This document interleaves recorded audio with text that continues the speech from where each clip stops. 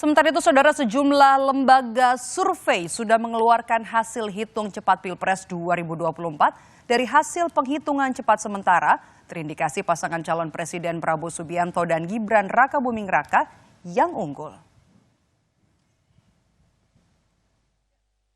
Hasil hitung cepat dari sejumlah lembaga survei memperlihatkan pasangan Prabowo Subianto dan Gibran Rakabuming Raka unggul dari dua pasangan capres dan cawapres lain. Dan sebagaimana diketahui bahwa publik sudah tahu bahwa perolehan suara sah yang resmi hanya berdasarkan dari KPU yang harus melakukan penghitungan suara dengan rekapitulasi berjenjang. Anies Baswedan, calon presiden nomor urut 1, memberikan respons terkait hasil hitung cepat, bahwa timnya akan menunggu hasil resmi dan akan menghargai keputusan KPU. Berikan kewenangan total kepada penyelenggara pemilu, yaitu KPU, untuk menuntaskan tugasnya. Tugas KPU bukan saja menyelenggarakan seperti tadi, tapi menuntaskan proses penghitungan. Tuntaskan proses penghitungan, kita semua akan hargai, hormati, dan taati. Tegaskan bahwa ketika nanti KPU telah menetapkan hasilnya, maka kita hormati, kita hargai, dan kita bekerja terus untuk perubahan. Yang kekal hanya Allah Subhanahu wa Ta'ala. Sama halnya dengan Anies, Ganjar Pranowo, calon presiden nomor urut 3, juga akan menunggu hasil Pilpres 2024 dari KPU dan menekankan bahwa tidak ada perjuangan yang sia-sia. Dan kita juga semangat, tadi saya dikasih informasi dari seluruh Indonesia dari hasil-hasil yang ada dan sekarang lagi diakumulasikan nantinya di partai, wabil khusus yang di PDI Perjuangan, maka kita tunggu saja. Nanti yang sifatnya teknis, kawan-kawan TPN yang sedang menyiapkan. Hasil yang satu putaran ini bagaimana, Pak? Kenapa? Hasil satu putaran ini, Pak. Kamu percaya nggak suara saya segitu? Iya. Percaya nggak? Percaya. Oke. Pak Mahfud. Sementara itu, pasangan capres nomor urut 2, Prabowo Subianto, bersyukur dan meminta pendukungnya untuk tidak sombong dengan hasil hitung cepat. Kita bersyukur atas hasil penghitungan cepat yang sudah ada. Saya bersama Mas Gibran berpesan, menyampaikan, walaupun kita bersyukur, kita tidak boleh sombong. Menurut jadwal dan tahapan, proses rekapitulasi hasil penghitungan suara untuk pemilu 2024 dilakukan setelah proses penghitungan suara selesai, yakni pada 15 Februari hingga 20 Maret 2024. Setelah itu, barulah penetapan hasil pemilu resmi. Tim Liputan, Kompas TV. 2. Prabowo Gibran. Kita akan pantau agenda dari Capres-Cawapres yang hari ini. Kita pantau situasi terkini dari posko pemenangan 3 Capres. Ada jurnalis Kompas TV Tifal Solesa di posko pemenangan Anies Muhaimin. Kemudian juga ada Triksi Valencia di posko pemenangan Prabowo Gibran dan juga Dani Putu Trisnanda di lokasi pertemuan Megawati Soekarno Putri dan juga Ganjar Pranowo yang hari ini di kawasan Kebon Siri, Jakarta. Saya pertama akan ke Tifal dulu. Tifal, apa agenda dari pasangan Anies Muhaimin siang hari ini, Tifal? Masih kami tunggu sebetulnya apa agenda yang berlangsung, baik itu di antara dua calon presiden dan calon wakil presiden Anies Baswedan dan Muhaimin Iskandar hari ini tepat sehari setelah pemungutan suara pemilu serentak 2024 ini. Terakhir kami sempat mendengar kabar bahwa ada rencana, ada kabar begitu Anies Baswedan akan menuju ke markas pemenangan Timnas Amin, namun sampai dengan saat ini kami belum melihat ada pergerakan itu, tapi tetap ini akan kami kawal juga. Begitupun dengan calon wakil presiden Muhaimin Iskandar. Satu hal yang pasti bahwa dari pihak Timnas Amin, tim pemenangan nasional Anies Baswedan Muhaimin Iskandar ini secara satu suara begitu menyampaikan bahwa tim akan tetap mengawal proses rekapitulasi suara berjenjang yang masih terus berjalan sampai dengan saat ini. sampai nantinya akan masuk ke rekapitulasi nasional di Komisi Pemilihan Umum Republik Indonesia. Dan ini juga yang dipertegas lagi terakhir kali disampaikan kepada wartawan lewat keterangan resminya oleh Ketua atau Presiden Partai Keadilan Sejahtera Ahmad Syahiku. Terakhir kali ia menyampaikan kepada publik bahwa meminta kepada seluruh pendukung, simpatisan, terutama saksi dari Partai Keadilan Sejahtera untuk terus mengawal proses rekapitulasi suara, ya terutama spesifiknya lagi terhadap suara yang diperoleh pasangan Amin ini hingga ke jenjang terakhir, hingga ke tingkat rekapitulasi nasional. Selain itu, ia juga mengajak seluruh simpatisan maupun juga dari para pendukung Amin untuk tetap tidak terhindar dari segala bentuk provokasi dan juga tetap berhati-hati untuk mengikuti segala informasi yang beredar di masa pemungutan ataupun juga perhitungan surat suara Pilpres dan juga Pileg tahun 2024 ini. Di sisi lain, Ahmad Syahiku juga menyampaikan apresiasinya atas pelaksanaan pemilu kemarin itu atau proses pemungutan suara yang berlangsung secara kondusif. Itu satu hal. Hal lainnya juga yang kita perlu cermati di sini dari kubu Capres-Cawapres dari usungan Koalisi Perubahan adalah soal dugaan kecurangan. Kemarin dalam keterangan pers Ketua Tim Hukum Nasional atau THN Amin, Ari Yusuf Amir, kepada wartawan menyampaikan ada indikasi kecurangan itu. Bahkan terakhir kali yang saya cermati pagi tadi sempat ada unggahan dari akun komunitas Ubah Bareng yang saat itu berkolaborasi kontennya begitu dengan akun Anies Baswedan, walaupun beberapa menit yang lalu saya cross check ternyata upaya kolaborasi konten itu sudah dihapus begitu ya, jadi hanya diunggah oleh akun komunitas Ubah Bareng via Instagram begitu.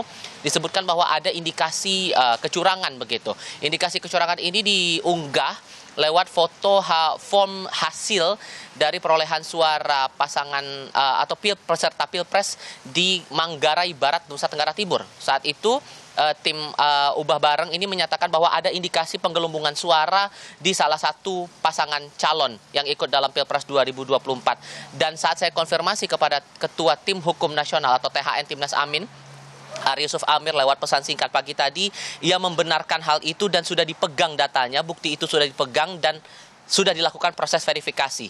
Tindak lanjut ini juga yang masih kami tunggu oleh THN Amin, apakah nanti akan dalam bentuk tertentukah nanti akan dilakukan tindak lanjutnya atau tidak. Tapi yang juga ditegaskan oleh Ari Yusuf Amir mewakili THN atau Tim Hukum Nasional Amin bahwa sejak diketahui ada indikasi kecurangan, tadi malam ia menyampaikan bahwa THN Amin sudah membuka posko pengaduan 24 jam kepada masyarakat yang mengetahui ada indikasi.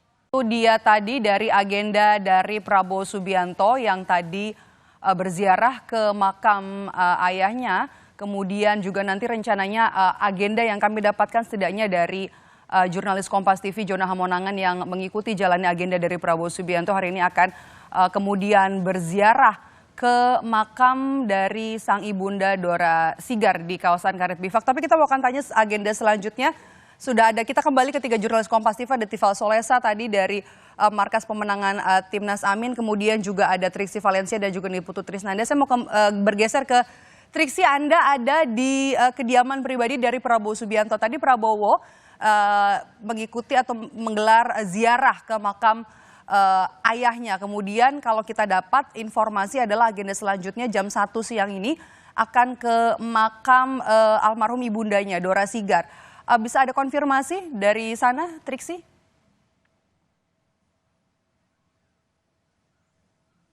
Ya, Medo, betul sekali tadi kalau sekitar pukul 12 waktu Indonesia bagian Barat kami juga melihat memang ada mobil ataupun juga rombongan dari Prabowo Subianto yang tiba di Kertanegara 4 ini untuk kemudian menjemput anaknya atau sang putra yakni Didit untuk kemudian bersama-sama rangkaian berjalan menuju Tanah Kusir. Itu sekitar pukul 12 waktu Indonesia bagian Barat, Medo dan juga saudara, jadi memang sudah terkonfirmasi tadi sempat ke Kertanegara 4 sebentar untuk mampir, kemudian langsung jalan menuju tempat makam umum untuk melakukan ziarah.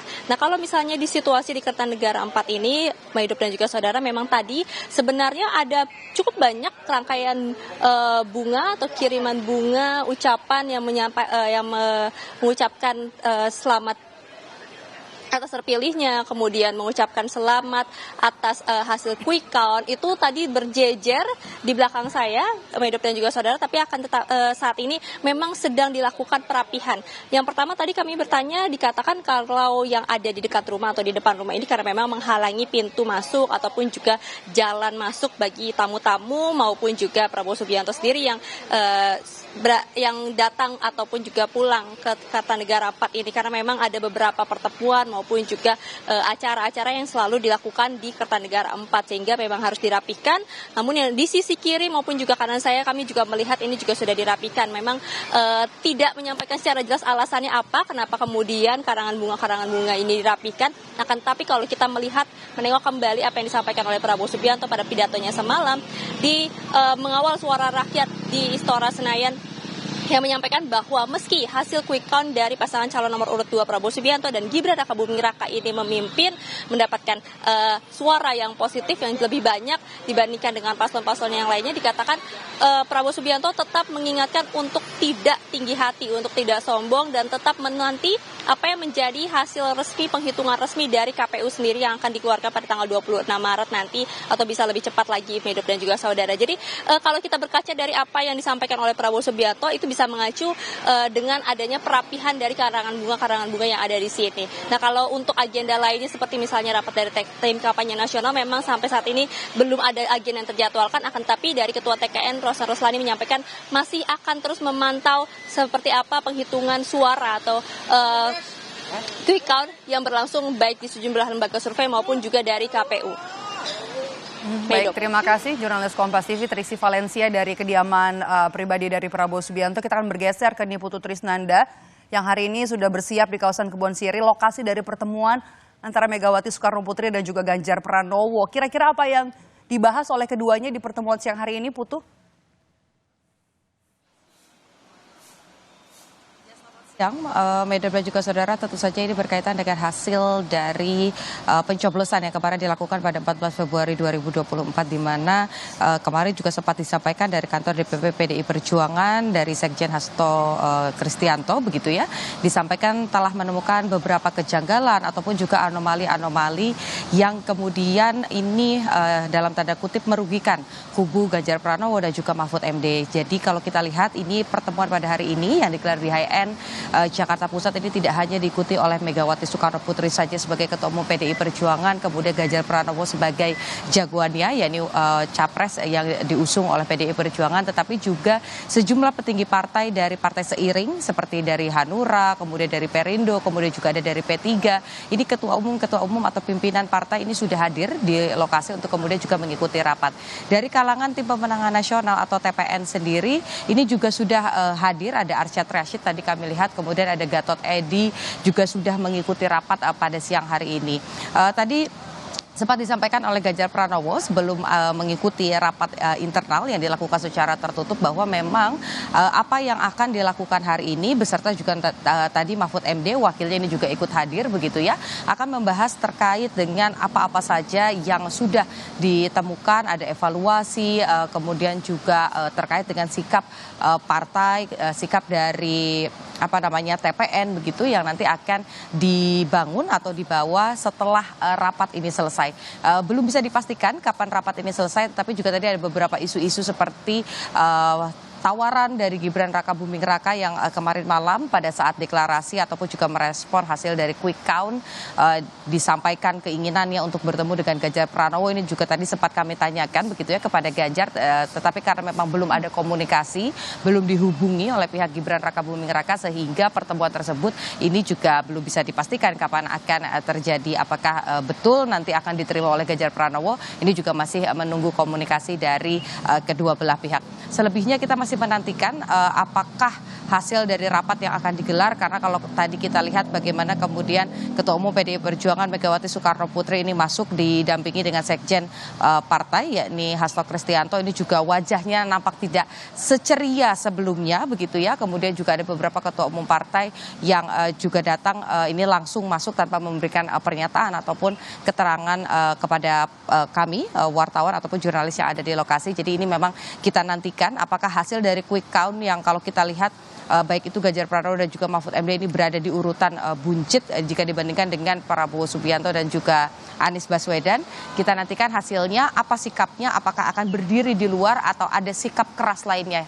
Kita nantikan Medop dan juga saudara. Ya baik, terima kasih jurnalis Kompas TV dan Niputu Trisnanda dari kawasan Kebon Siri Jakarta Pusat. Sebelumnya juga ada Triksi Valencia dari kediaman Prabowo Subianto di kawasan Kertanegara dan juga Tifal Solesa di markas pemenangan Anies Mohaimin. Terima kasih kawan-kawan, selamat bertugas kembali.